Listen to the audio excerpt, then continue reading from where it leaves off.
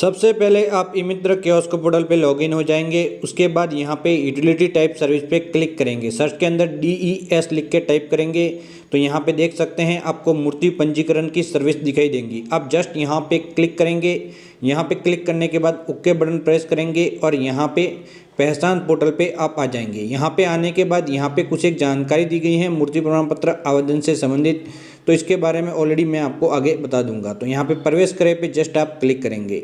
यहाँ पे क्लिक करने के बाद जिसका मूर्ति प्रमाण पत्र बना रहे हैं उसकी मूर्ति की दिनांक सबसे पहले आपको अंकित करनी है 1 नंबर पॉइंट के अंदर। तो सबसे पहले आप मूर्ति की दिनांक यहाँ पे अंकित करेंगे।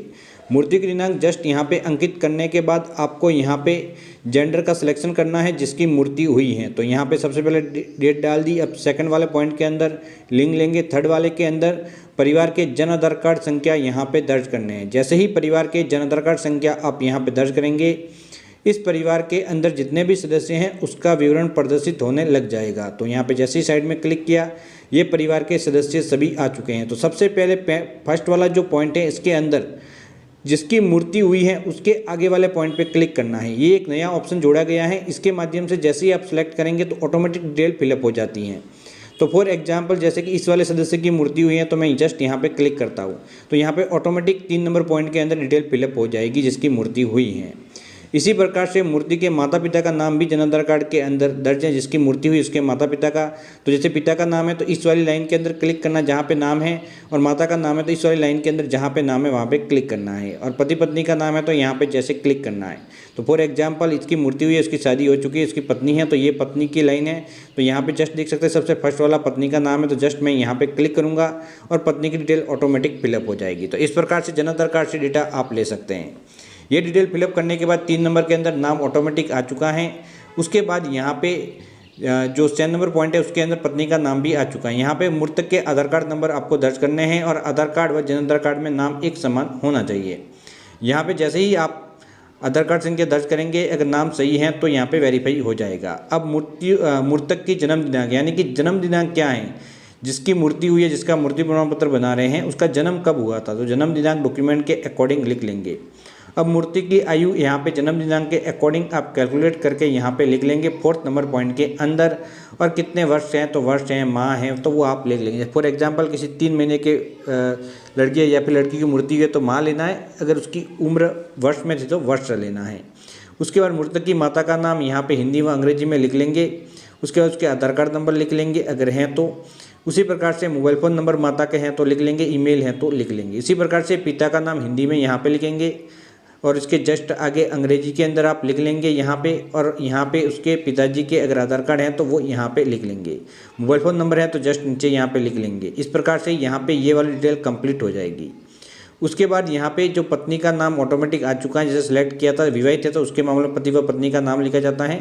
तो यहाँ पे उसके आधार कार्ड संख्या व जन्म दिनांक वगैरह जो भी हैं पति पत्नी की वो आप यहाँ पे लिख लेंगे। उसके बाद यहाँ मृतक की पत्नी की आयु कितनी है वो लिखना है और वर्ष में यहाँ पे लेना है। उसके बाद उसके मोबाइल फ़ोन नंबर लिखने हैं, ईमेल आईडी यहाँ पे लिखनी है। या घटना का स्थान, मूर्ति का स्थान शहर है या फिर गांव है वो ले लेना है। गांव में मूर्ति हुई तो गांव, शहर है तो शहर लेना है। फिर जिला लेना है, कौन से जिले के अंदर मूर्ति हुई है।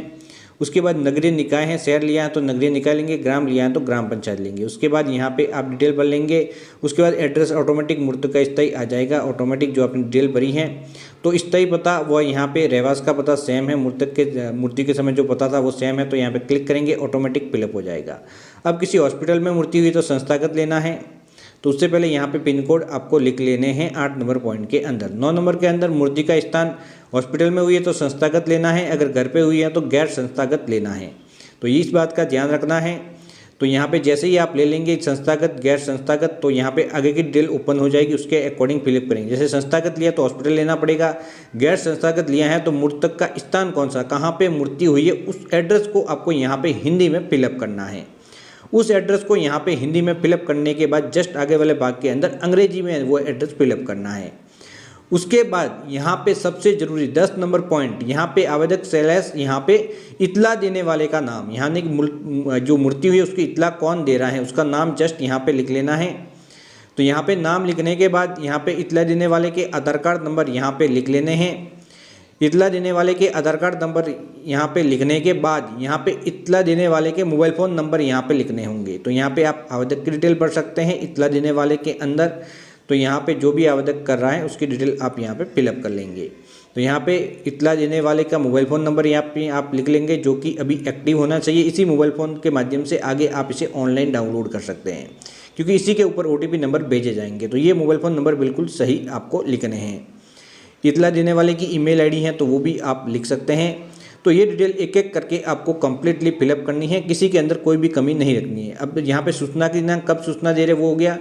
सूचना देने का पता, यहाँ पे पता यानी कि जो इतला देने वाला है उसका एड्रेस क्या है, वो एड्रेस आप यहाँ पे लिख लेंगे कि कहाँ का निवासी है जो कि ये इतला दे रहा है।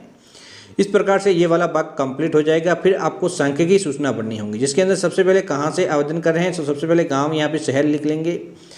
यहाँ नगर लिया है, गांव लिया, उसके अकॉर्डिंग यहाँ पे आप जिला ले लेंगे, स्टेट आ जाता है तो वो आप यहाँ पे ले लेंगे। उसके बाद धर्म कौन सा था जिसकी मूर्ति हुई है।